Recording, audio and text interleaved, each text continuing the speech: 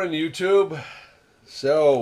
Today's project is I need to get the shore power over to this cabinet, and most campgrounds have it when you pull into the site.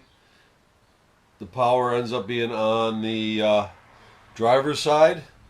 So in order to get it from that side to this side, the easiest way I came up with is I drill the hole back in here behind the stove, down through. I'm going to put the shore power outlet right there, and then I'm going to run a conduit under the floor to the other side. So I'm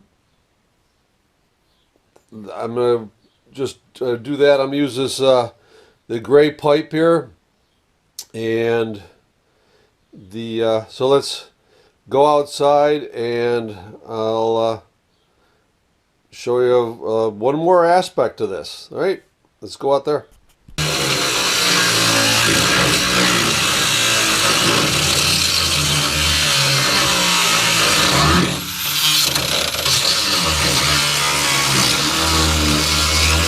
Okay, so the hole I drilled is about here, which would have taken it right over the top of this storage compartment. Well, I've taken that storage compartment out. And needed a place down the line. We're going to be putting in a propane tank, and this is the perfect spot for it. It gives me an access door for fill. I don't have to cut into the side. I'm not going to miss the little bit of storage that was involved here. I do have to do a little bit of grinding, but so the hole is right here, right above the storage. So what's nice about this is I can slide that pipe right through here, and I don't have to section it to get it over the frame. So let me get the pipe and we'll start, we'll slide that through so I get an accurate measurement.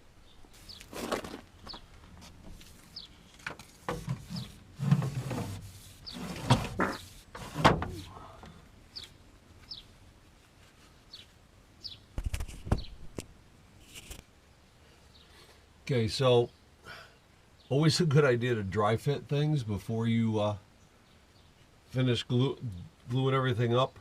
That way you make sure everything is in the right places. What I did was, I've got the 10-foot length is way longer than I need to go across the bus. So I cut a 15-inch piece off the flared end that's I've got sticking up through the top, and that'll get it up past a lot of the metal and close to where I'm going to be drilling the hole. So I've got this side slid in here all the way, and we'll go over to the other side and mark where the elbow is going to be to go up. So over there. So I get this lined up on the hole and allowing for the part to go inside. Just mark this. We'll get this cut off and then go back to we'll glue up the other side first.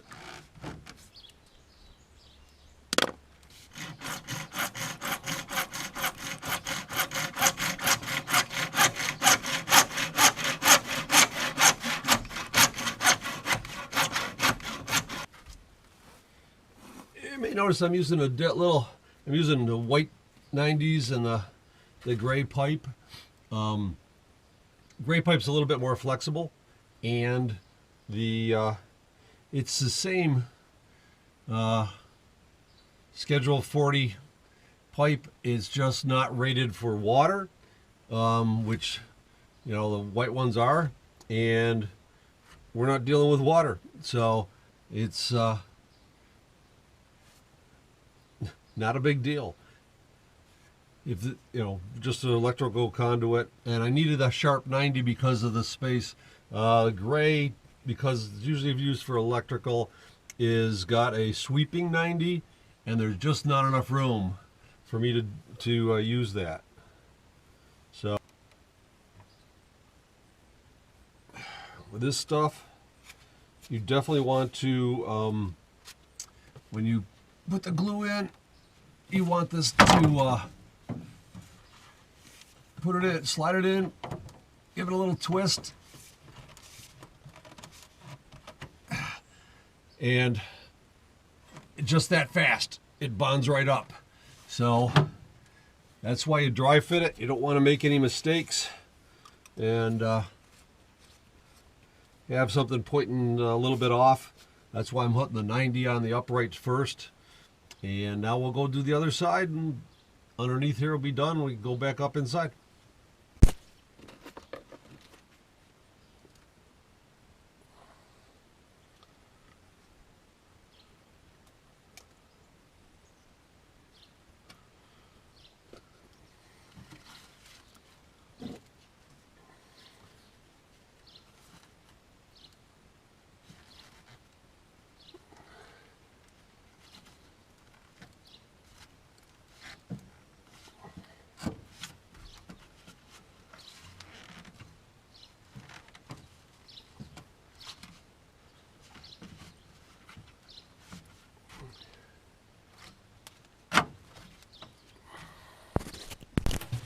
So you know how I said make sure that it fit, and somehow I must have slid out of the other end a little bit when I was, or in, anyway, I'm off a little bit. So not a big deal. It's called an oopsie, and hate when that happens. It happens to all of us. I do have a coupler, so what I'm going to do is just cut into it a little bit. We'll slide it over so it's in the right spot. I'll attach it from up here, and then we'll put the coupler in. That will give me just that little bit of play. I bought this because I thought maybe I was going to have to section the pieces to get them up and over the frame. Didn't realize it was going to be over the old storage compartment. So let me get down there, we'll cut it, and we'll get this straightened out. Right. Okay, so I was off that little bit on the hole, so put the spline in, or the splicer in here, just cut a little bit out, and it's not a pretty job, but it will do for what I'm doing. Not like it's got to hold water. And the now I'll go up on top, and I'll show you a little trick about it'll make it easier pulling wire. All right. Okay, so what I want to do is pull some string from that side to that side in order to be able to help pull the wires through.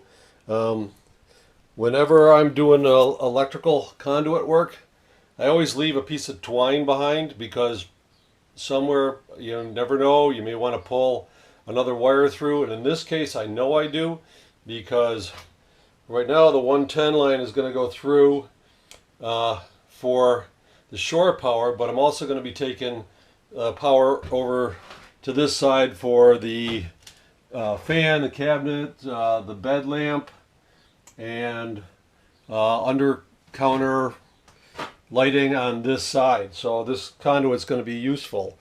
So the thing I learned from electrician is take just a piece of bag, plastic bag, we all have them kicking around, tie the string to it, shove it down on one end, leave enough twine to go through. What I like to do so it doesn't unspool is I put a weight on the one end. So, and then shop vac, little helper. It's going to get a little noisy, but take it, put Put that on the other end of the conduit.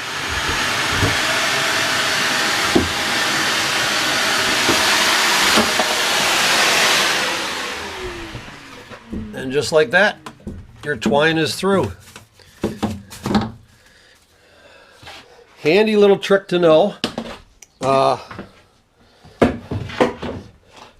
When the electrician showed me this, we were pulling through 100 foot with no brakes. So if you're using, he's done it with longer. I've done it with, this is 1.25 inches. I've done it up to the 3-inch and use a whole bag. I did the one I did with a 3-inch went about 100 feet and went through 1, 2, 3, 4 90-degree angles. So I put a bag on one end, shot back on the other, and boom, it's done. Handy little trick to know if you're going to be pulling wires through conduits. So now it's time to pull some wire. Okay, hopefully this is light enough for you to see. All kinds of different ways you could do this.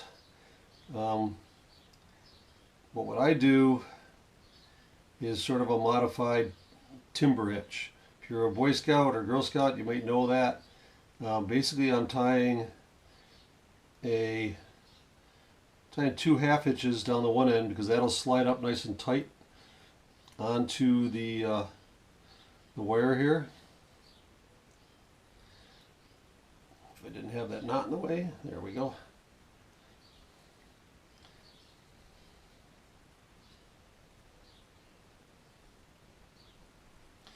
And then I make a loop and loop it over the end. And I do that twice. When I make the loop, I'm putting the side that goes into the conduit towards, or on the bottom of it. And I always add in another piece of twine. Remember I said I was going to leave a piece behind? This will be the piece I'm leaving behind. And because we're going to be doing more.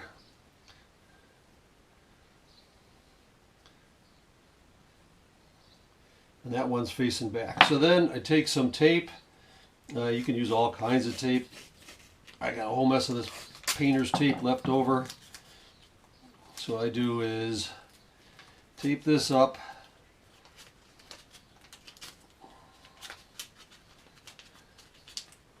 And make sure I go right down to the end. I need a little bit more. And that way I sort of make it so at the end's a cone along the wire. It makes it so that there's less chance of it getting hung up on corners. And as you know, on this one I got those nice sharp 90s. So now it's feeding the wire and down through and pulling on the rope on the other end. And like I said, we got those sharp 90s. It's going to make it a little bit more interesting. So here we go. When I'm pulling single strand or whatever, the 12 volt through is going to be a lot thinner wire than this. And this is pretty stiff and pretty hard to pull through. So what I'm going to do is they make wire pulling lubricant, and I'm just using petroleum jelly. Just want to really lube up the first few feet, get the ends all nice, because that's the part that's going to have to slide around these corners. And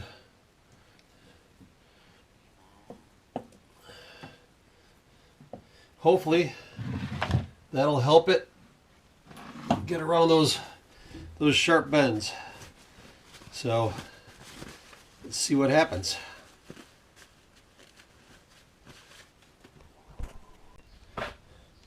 All right, so it's going down the one side, coming up the other side, and I'm not going to lie to you. That was definitely a pain in the butt. That twine snapped off twice on me.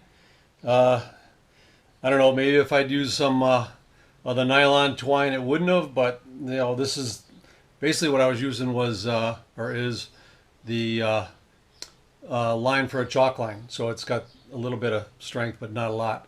But anyway, Romex is not the way to go when pulling through the conduit with those sharp 90s. But I did that for a reason. I wanted to definitely differentiate it between that and the 12-volt lines going through the bus, and that's the only 110 line coming from the outside world and into the electrical center. So yeah, that's it. That's it for now, and next time I'll be doing some more electrical work. Right now I'm going to get in before the thunderstorm rolls through and get ready for work. See you later, YouTube.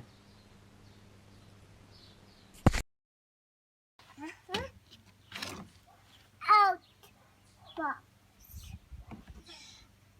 Fill in. No.